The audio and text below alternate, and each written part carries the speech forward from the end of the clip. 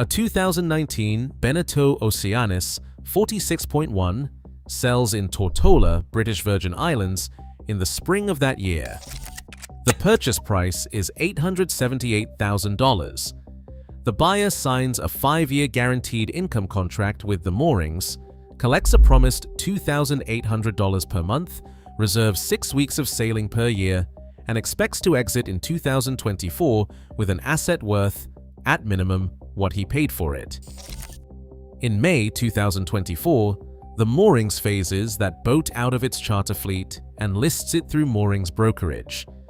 The asking price is $395,000. That was the cheap part.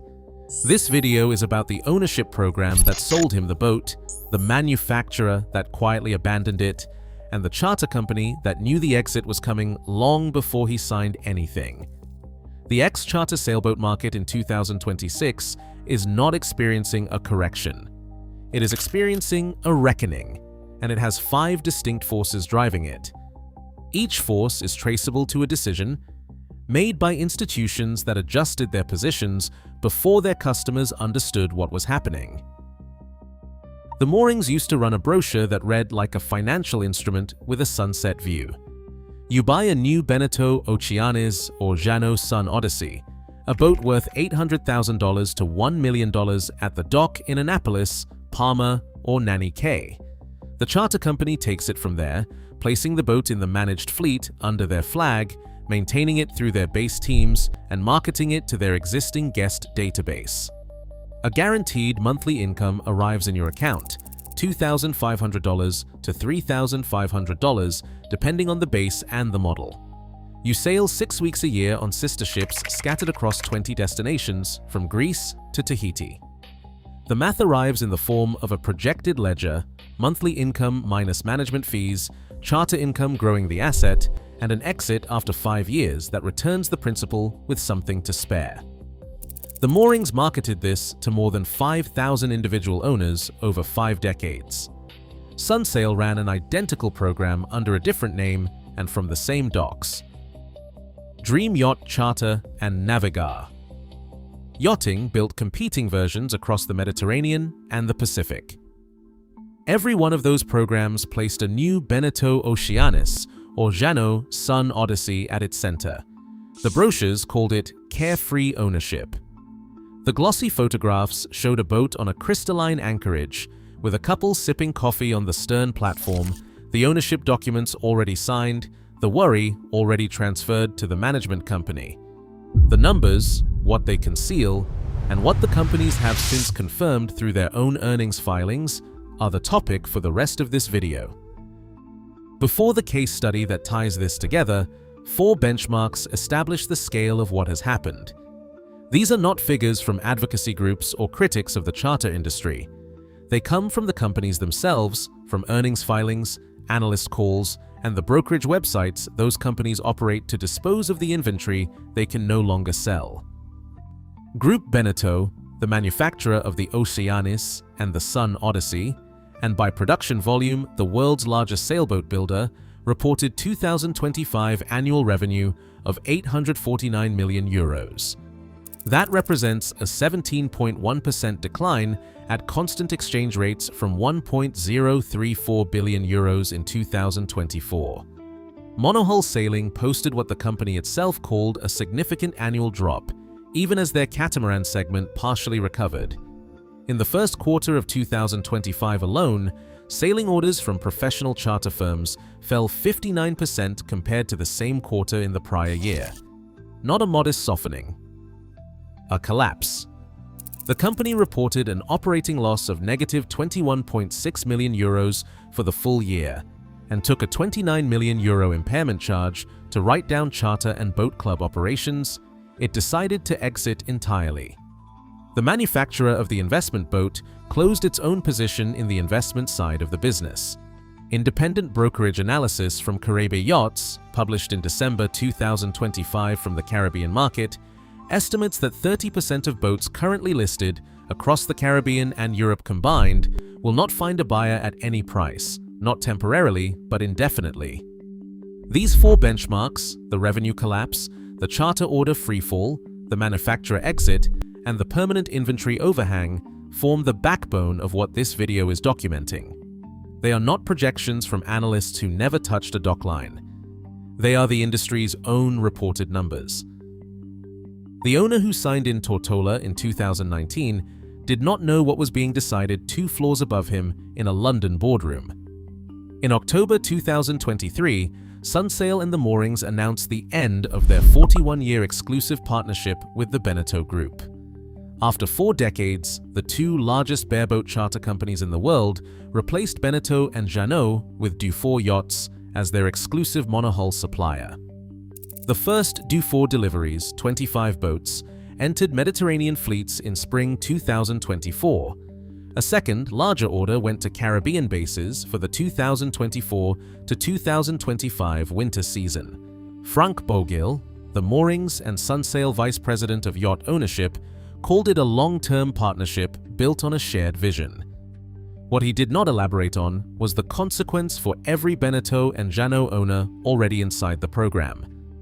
Those boats would rotate out of charter on schedule, and the institutional demand that once absorbed them had now been committed to a different manufacturer entirely. Sunsail's own documentation states the charter rotation cycle as 5 to 7 seasons. Boats placed into the program in 2018 and 2019 are rotating out now in 2024 and 2025. The private owners who bought those boats, who were sold a specific exit strategy built around an established resale pipeline, are now selling into a market the charter companies have publicly walked away from. Moorings Brokerage, the in-house disposal arm, lists this inventory with language about charter-proven layouts and trusted ownership history. Charter-proven is not a compliment in a buyer's market. It is a disclosure. The demand problem is not cyclical.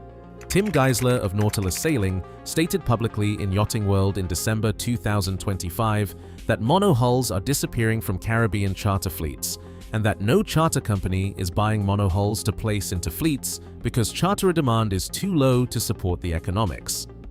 Caribe Yachts framed the structural shift directly in their December 2025 market analysis. They wrote that the monohulls that sell are those whose budget does not allow for a catamaran. That sentence carries a specific meaning. It means the buyer pool for an ex-charter. Beneteau Oceanus 46.1, asking $395,000, is not cruising couples who chose that boat over a comparable catamaran. It is buyers who wanted a catamaran and could not afford one. That buyer negotiates harder, accepts less, and brings justified skepticism about a maintenance history assembled across 5 years of rotating base technicians in 4 different countries. The program was designed for a buyer who no longer exists. Understanding the scale of that disappearance requires one more number. The Mediterranean monohull charter market, historically the most stable market for Beneteau and Jeanneau resale values, was dominated by those 2 brands at a combined 50 to 55% market share as recently as 2022. The Dufour partnership with Sunsail and Moorings, along with Bavaria and Hans, maintaining independent charter fleet demand, means the resale market for Beneteau and Jeanneau, ex-charter boats, now competes without the institutional floor that once kept values credible. A 2019 Beneteau Oceanus 46.1 exits a 5-year charter program in 2024 with specific, documented capital needs. The single Yanmar diesel has accumulated between 3,500 and 5,000 hours on its service record, assuming the records are complete. Charter log books assembled across rotating bases in Greece, Croatia, and the Caribbean are not reliably combined into a single document. The engine's reliable service life under proper maintenance is estimated in the industry at 5,000 to 8,000 hours. Charter maintenance is not proper maintenance. It is reactive maintenance performed by rotating base technicians on a calendar schedule, not a condition-based schedule, on a boat handled weekly by clients ranging from experienced blue water sailors to people who completed a 2-day course 6 years ago. Engine overhaul on a single screw 46-foot boat costs $12,000 to $18,000. With no guarantee the overhaul resolves everything the base team did not document. Standing rigging on a 2019 boat is now pressing against the 7 to 10 year replacement window that the industry and insurance underwriters treat as a hard limit. Pulling the mast, replacing the wire and terminals, and reseating the standing rig on a 46-foot sailboat in a Caribbean yard costs $10,000 to $15,000. A new set of offshore cruising sails, the mainsail, head sail, and a furling code 0 if the boat carried one, runs $15,000 to $25,000. The running total before the boat moves from the brokerage dock is $37,000 to $58,000 in required capital expenditure. For a boat listed at $395,000, that refit represents 10 to 15% of the asking price, spent before the new owner can sail it offshore.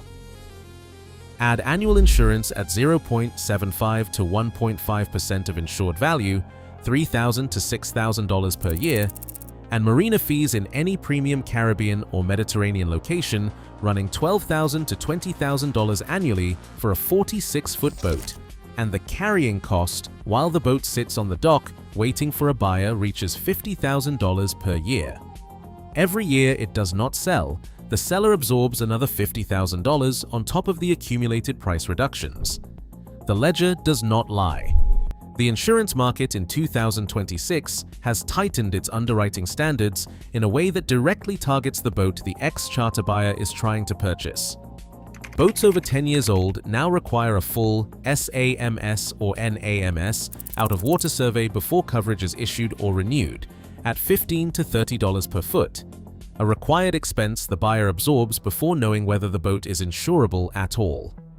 For an ex-charter sailboat with high engine hours, a 5-year charter history across multiple bases, and no single surveyor who has tracked the vessel continuously, the survey findings are rarely clean. Underwriters responding to those findings have a specific tool available. They can offer actual cash value coverage instead of agreed value coverage.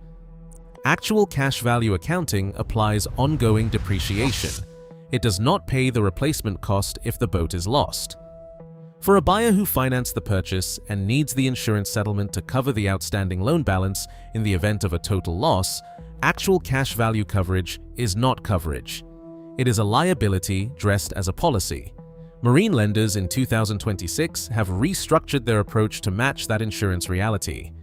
Boats over 10 years old require 30 to 40% down payments. Ex-charter histories, incomplete maintenance documentation, and high engine hours push boats into a high-risk collateral category that shortens amortization schedules and raises interest rates.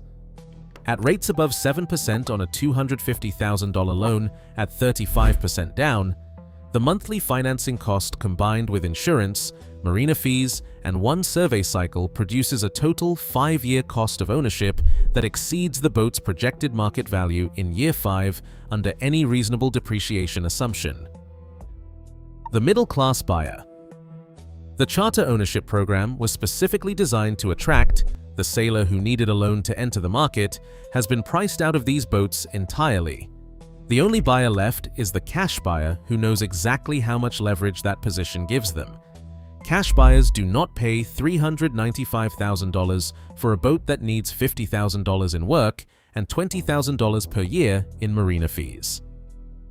They offer $260,000 and walk away if refused. The math does not reward patience at the asking price. The 2019 Beneteau Oceanis 46.1 entered the program at $878,000. It was listed through Moorings brokerage at $395,000. The required refit absorbs $50,000 before the boat is offshore ready. Carrying costs during a sale process that, based on the adjacent catamaran market, where average days on the dock have reached 321, run at a minimum of $40,000 before a buyer is found. Broker commission at 10% of the sold price comes to roughly $30,000. Against that, the owner collected approximately $168,000 in gross guaranteed income over 5 years, before management fees were deducted from the monthly disbursements, before the charter company charged reserved sailing weeks against the income account, before income tax on the gross figure.